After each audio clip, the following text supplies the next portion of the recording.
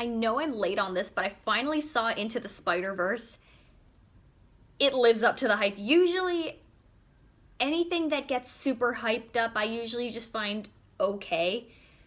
But this, I get it. It's a really good film.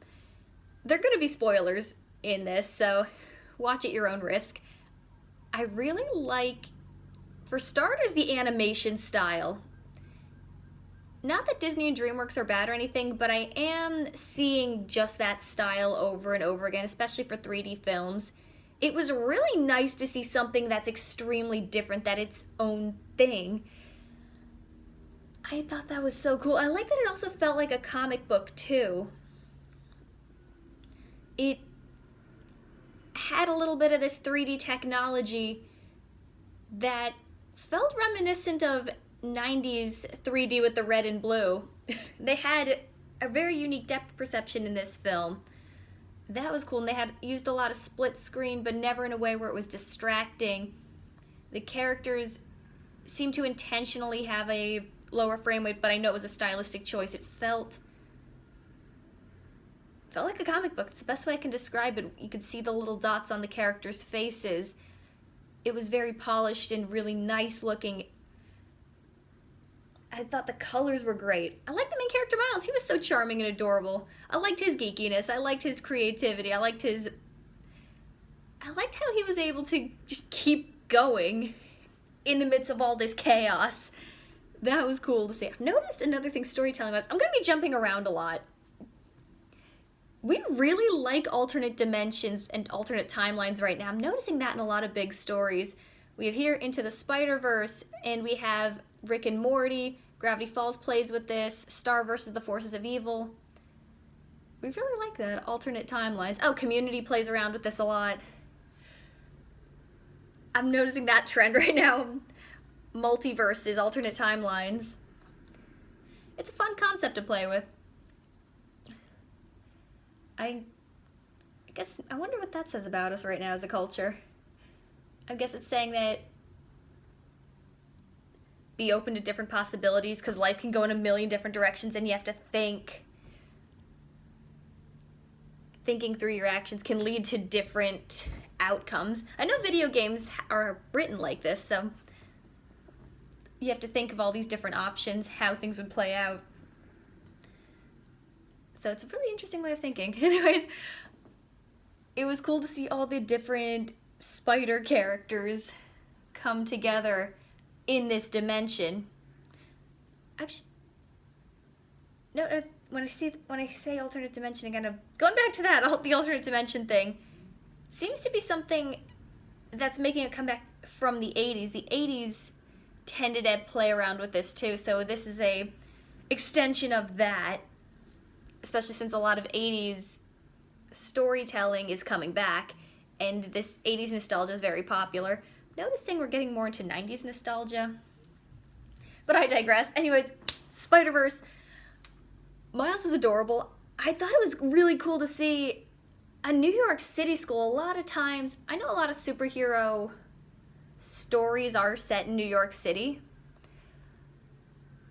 But it was interesting to me to see what a school in New York City's like, how kids go to school there, what their lives are like. It was utterly fascinating how the way this school was set up, the rigorous curriculum, the way they take the train home. It felt like kids really get a lot of freedom and get a lot of responsibility early on, which sets you up for life, I think. Versus being in the suburbs where in some areas you have to be driven everywhere. Just different setting. I found that so interesting. And so many stories take place in the suburbs. But this was a cool change of pace. The characters were likable. It was cool to see different interpretations of the character of Spider-Man come together, different versions. You got Spider-Woman with Gwen, and you got janky, broken hobo Peter Parker. That was really funny. And Spider-Man dying early on, but then all these other ones coming into this timeline, having to get back home. And Wilson Fisk, who I remember, Kingpin, I remembered from Daredevil, his motivation's interesting, and what he's willing to do in order to get his plan to come to fruition. I noticed in a lot of Marvel movies there tends to be a lot of sci-fi, which is always really cool to see. A lot of science and technology building and playing with, you know, science versus morality. That's always fun. I like the action scenes. Those were cool. I liked the way they interpreted Doc Ock. I liked her design. That was cool. I liked her big crazy hair. I liked her angular face. It was nice to see some. I liked the octopus claws. Those were cool. And Miles and his family. Again, there's gonna be no structure in this. I'm just spitballing. Miles and his family were so cute. I liked how loving the family was, but you felt both. You felt the love, but you also felt how tough they were. One of my favorite scenes is early in the beginning when his father, who's a cop, is dropping him off at his new school. His dad says, "I love you" to him, and he makes him say it back, and he embarrasses him by saying, "I love you" repeatedly on the police car loudspeaker until he says it back. That's 100% going to be me as a parent. It's a really sweet and funny scene. I like the sense of humor that this film had. It's got a very modern sense of humor, but it doesn't feel like it's trying to be cool. It feels very organic and very natural and very true of this style of storytelling. It feels the good kind of modern. I also like that Miles and Gwen Stacy don't become a couple. They do kind of like each other, but there's not a ton of time developed to it, and they stay friends. I thought that was a really nice way of doing it. And then I like how all the spider men, women, spider people can communicate throughout their different timelines. That was a nice way of saying, hey, you're not alone. I felt like that was akin to having online friends.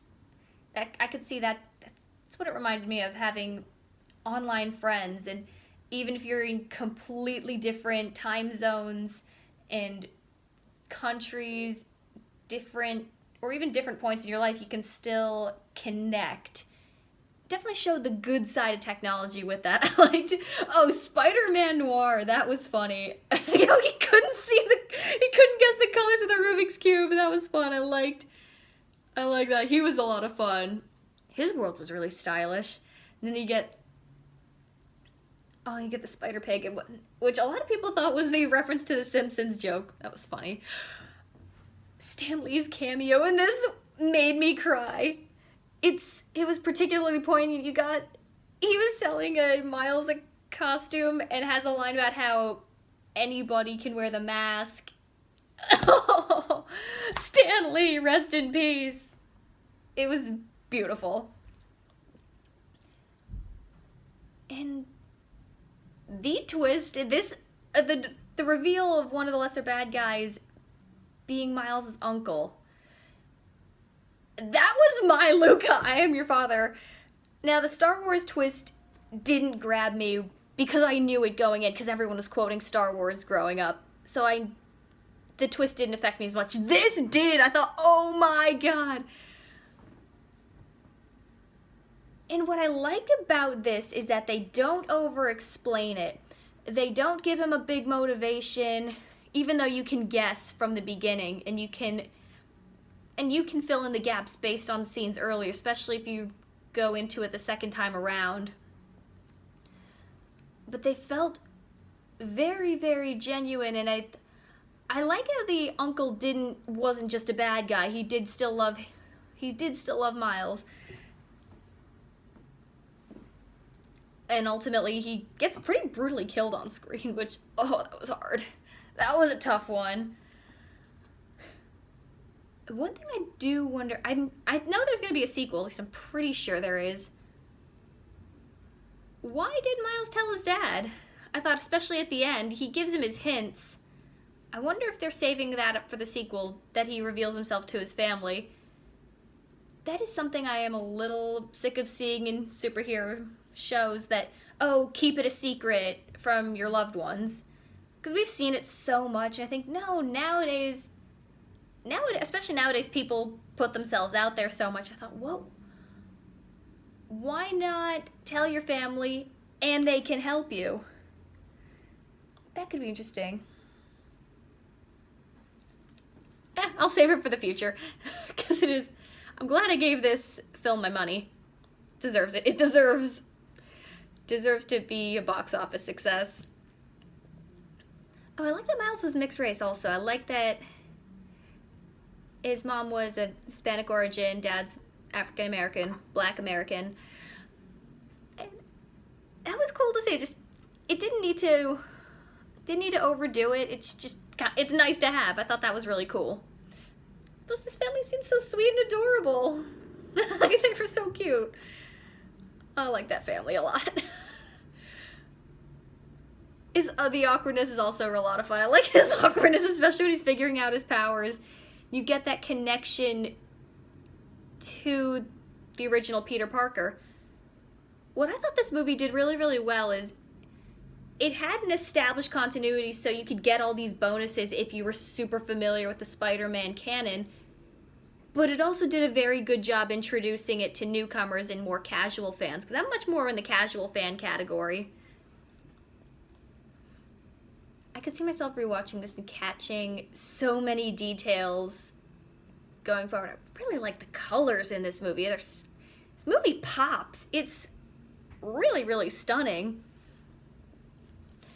It's sweet.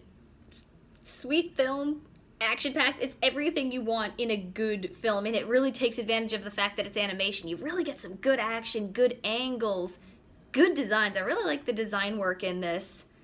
Good animation. Seeing a lot of people on Twitter draw spider sonas. So that's always a ton of fun. If I could draw, maybe I'd do that too. I feel like mine would have a lot more, I don't know, it's funny, I prefer red, but lately I've been wearing a lot of blue. I don't know. Yeah, I like blues. Blues are a nice color. Plus, if I were to be a superhero, I'd probably want more of a blue color because it's calming, so the bad guys could not see, would see less of an impending danger.